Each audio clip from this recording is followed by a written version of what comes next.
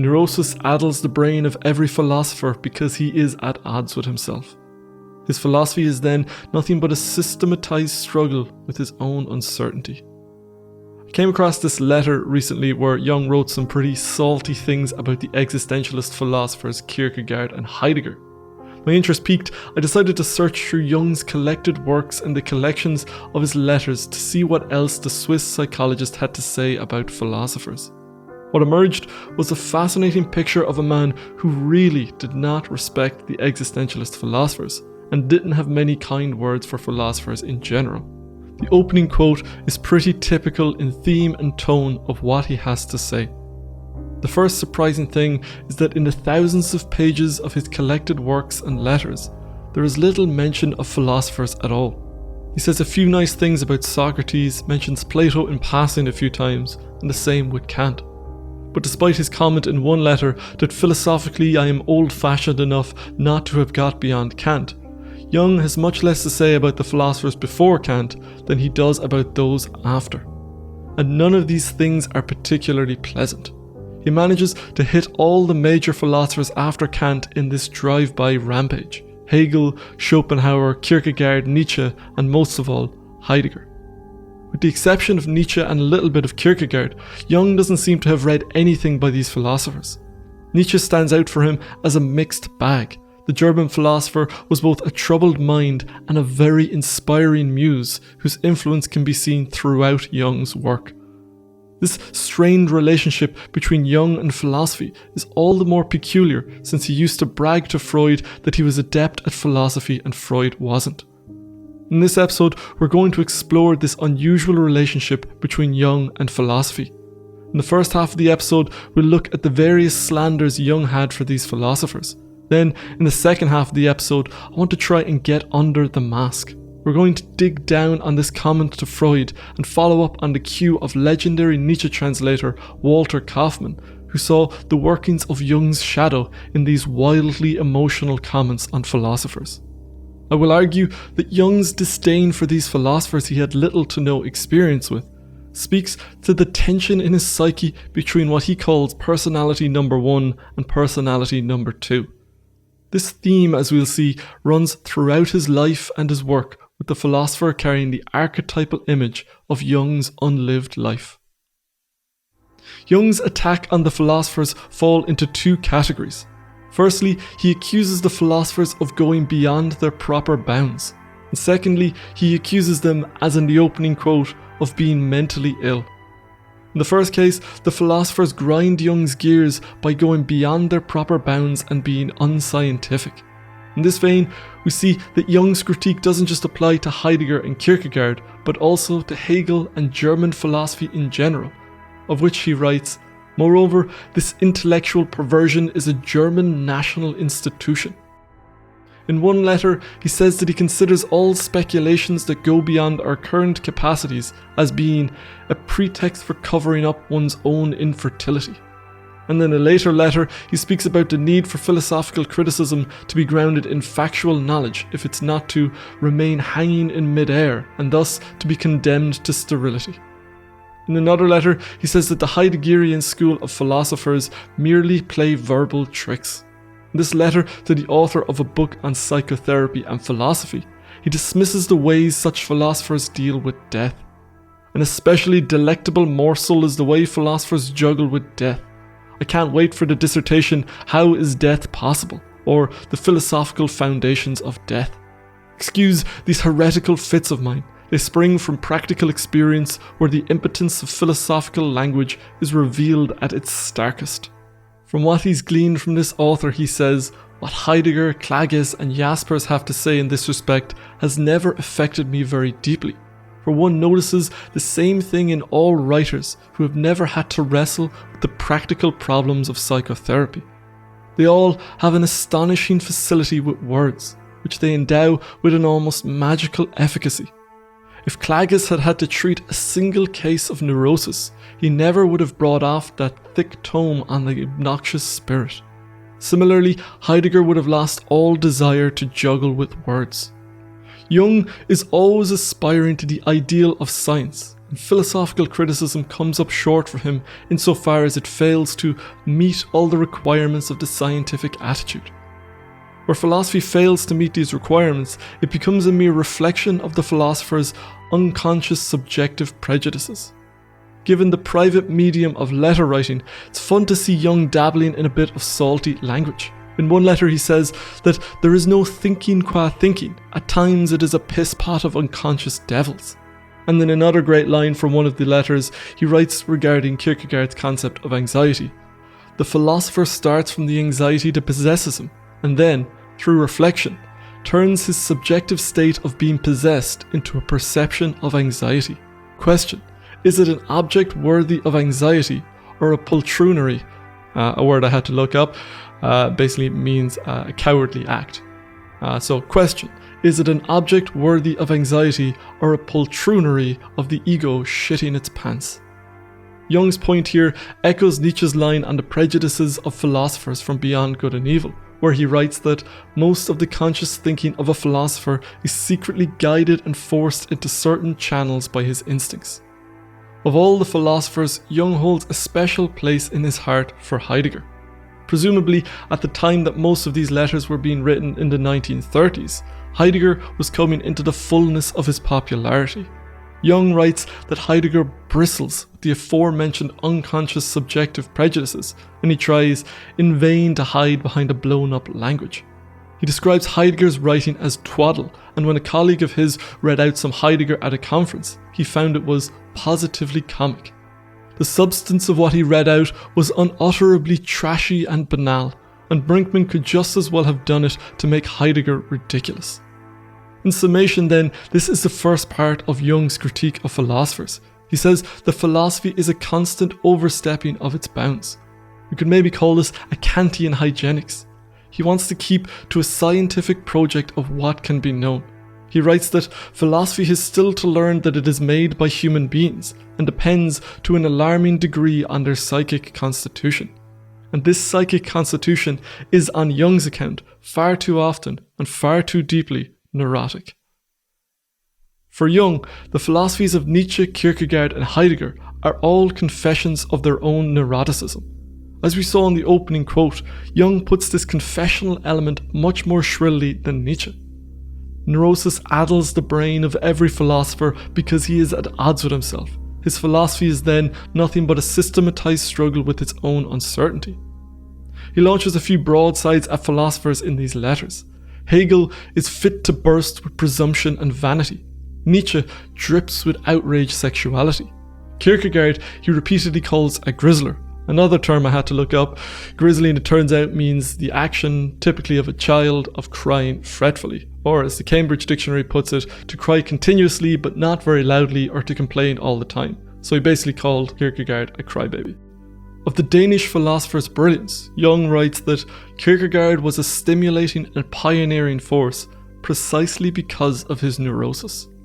True to form, he holds his harshest sentiments for Heidegger, going so far as to say that Heidegger's modus philosophandi is neurotic through and through, and is ultimately rooted in his psychic crankiness. His kindred spirits, close or distant, are sitting in lunatic asylums, some as patients and some as psychiatrists on a philosophical rampage. This neurosis is key in the content of their philosophies.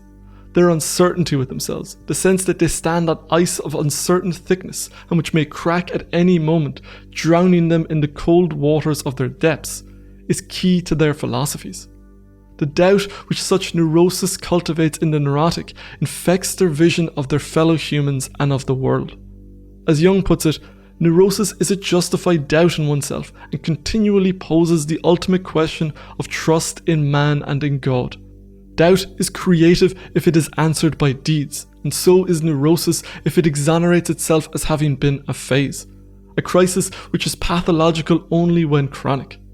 Neurosis is a protracted crisis degenerated into a habit, the daily catastrophe ready for use. This neuroticism is perhaps most obvious in Kierkegaard, whose philosophical attitude towards God enabled him in a neurotic way to settle everything in the study and need not do it in life. In a later letter, Jung reflects on the use of philosophy to bypass life in Kierkegaard, reflecting on the Danish philosopher's broken engagement with his beloved Regine. Reading your detailed account of Heidegger, I was once again struck by the discrepancy between the perpetual talk about fulfilling God's will and reality. When God appeared to him in the shape of Regina, he took to his heels. It was too terrible for him to have to subordinate his autocratism to the love of another person. Ultimately, Jung's attitude towards philosophers is that they are experiencing a pathological hypertrophy of intellectual intuition. He applies this diagnosis directly to Nietzsche and to Schopenhauer, but presumably he'd have no problem diagnosing Kierkegaard and Heidegger with the same condition. To summarise then, Jung's attitude towards philosophers is that they are overstepping the bounds of what is known, and what emerges beyond that threshold says more about the philosopher than it does about the world. And what it says about them is usually not too flattering. What emerges is a picture of philosophers as a bunch of neurotic madmen spewing their unconscious prejudices on the world. All this seems a little one-sided, so let's take a step back now and analyse the psychoanalyst. In analysing what Jung had to say about the philosophers, we might say that he has a philosophical point and a psychological one. The psychological one is that they're all nuts, while the philosophical one comes down to the critical threshold between what can be known and what can't be known. For Jung, this question of what can be known is a dividing line between science and philosophy. This tension is a very personal one for Jung, and exploring that tension in Jung's psyche might just reveal why his feelings towards philosophy after Kant are so charged. Understanding this personal element in Jung's psyche reveals an unlived life that is perhaps spilling out in Jung's emotional dismissal. In the autobiographical book Memories, Dreams, Reflections, Jung talks about the division in his psyche between what he called his number one personality and his number two personality. As a child, he was aware of these two personalities and their differences. One was the son of my parents, who went to school and was less intelligent, attentive, hardworking, decent and clean than many other boys. The other, the number two personality, was grown up, old in fact, skeptical, mistrustful, remote from the world of men, but close to nature, the earth, the sun, the moon, the weather, all living creatures, and above all, close to the night, to dreams, and to whatever God worked directly in him. When Jung was in school and trying to decide what he would study in university, he was torn between studying science on the one hand and the humane or historical studies on the other. Empiricism appealed to one side of him, but meaning was what drew him to the other. He said, "The older I grew, the more frequently I was asked by my parents and others what I wanted to be. I had no clear notions on that score. My interests drew me in different directions. On the one hand, I was powerfully attracted by science, with its truths based on facts. On the other hand, I was fascinated by everything to do with comparative religion. In the sciences, I was drawn principally to zoology, paleontology, and geology. In the humanities, to Greco-Roman, Egyptian, and prehistoric archaeology. At the time, of course, I did not realize how very much this choice of the most varied subjects corresponded to the nature of my inner dichotomy. What appealed to me in science were the concrete facts and their historical background. In comparative religion, the spiritual problems into which philosophy also entered. In science, I missed the factor of meaning, and in religion, that of empiricism. Science met, to a very large extent, the needs of number one personality, whereas the humane or historical studies provided beneficial instruction for number two. Ultimately, he chose the path of science, but as his career developed, Jung was drawn more and more towards the interests of number two personality. When Jung and Freud were still cozy, and Jung was still Freud's heir apparent, the father of psychoanalysis wrote to Jung, "I know that your deepest inclinations are impelling you toward a study of the occult, and do not doubt that you will return home with a rich cargo. There is no stopping that, and it is always right for a person to follow the biddings of his own impulses. The reputation you have won with your dementia," Freud is here referring to Jung's highly respected paper on schizophrenia, which was called Dementia Praecox at the time, "will stand against the charge of mystic for quite a while. Only don't stay too long away from us in lush tropical colonies. It is necessary to govern at home." Nevertheless, Jung continued to feel a tension between these two personalities and their corresponding worlds. He found that if he approached the world from the perspective of number one, nature showed up as the object of scientific empirical study, while from the perspective of number two, on the other hand, it was experienced as the numinous and ineffable realm that he repeatedly refers to as God's world in Memories, Dreams and Reflections. Of course, these forces weren't always enemies. In fact, it seems that in his period of psychotic visions between November 1913 and April 1918 that became the Red Book, it was science that kept Jung grounded. My science was the only way I had of extricating myself from that chaos. Otherwise, the material world would have trapped me in its thicket, strangled me like jungle creepers. I took great care to try to understand every single image, every item of my psychic inventory, and to classify them scientifically, so far as this was possible, and, above all, to realize them in actual life. From this brief overview of Jung's relationship with science, then, we have something that's quite revealing when it comes to his comments on philosophers. In what Walter Kaufmann describes as Jung's wildly emotional overreaction to the existentialist philosophers, we see, as Kaufmann observes, Jung's own shadow, though Jung himself fails to catch it on this occasion. His vitriol goes far beyond the proto-existentialists Heidegger or Kierkegaard. As we've seen, he goes so far as to dismiss the entire German philosophical tradition as an intellectual perversion. Jung's aggressive dismissal of the philosophers may, in the end, say much more about himself than about those philosophers. Here, we may have some trace of Jung's sense of an unlived life. Jung chose the path of science, but as he moved ever deeper into the waters of philosophy, spirituality and religion, he found himself pulled apart on a cross. In one direction, there was desire to be a scientist, and on the other to be a philosopher. The empiricism and the skepticism of the scientist always hampered his philosophical work. To use Jungian terminology, his ego always wanted to be a scientist, but his soul kept calling him to the humanities. Hence his words, "I am the damnedest dilettante who ever lived. I wanted to achieve something in my science, and then I was plunged in this stream of lava, and then had to classify everything." There was something of the insecurity of the dilettante in Jung's comment on the philosophers who criticized his collective unconscious. I can put up with any amount of criticism so long as it is based on facts or real knowledge. But what I have experienced in the way of philosophical criticism of my concept of the collective unconscious, for instance, was characterized by lamentable ignorance on the one hand and intellectual prejudice on the other. It seems that Jung's relationship with philosophy was a complicated one. It is a shrill speaking to the tensions between number one and number two personality. On the one hand, the scientific propensities of number one personality hate anything that goes beyond empiricism. This part of his personality, which is speaking in his criticism of the philosophers, is always at tension with the other part of his psyche. Jung's criticism of the philosophers is all the more notable since, as Kaufmann put it, Jung boasted repeatedly that he knew philosophy in general and Nietzsche in particular, as Freud did not. In a letter where he is asked about the influence of Hegel on his thinking, he responds that it is non-existent since he never even read the man, but insofar as he was aware of Hegel, he writes that, "It was always my view that Hegel was a psychologist manqué." Another word I had to look up, Oxford Dictionary defines manqué as having failed to become what one might have been. So, it was always my view that Hegel was a psychologist manqué, in much the same way as I am a philosopher manqué. Here then, we see that Jung has a lot of imposter syndrome around his philosophical side, and insofar as his work goes beyond empiricism. Of course, as we've seen with personalities number one and number two, this is a tension that predated any specialization in psychology. But it is an amplifying factor, and as a 67-year-old who frames it in this way, there seems to be a lingering sense of what could have been.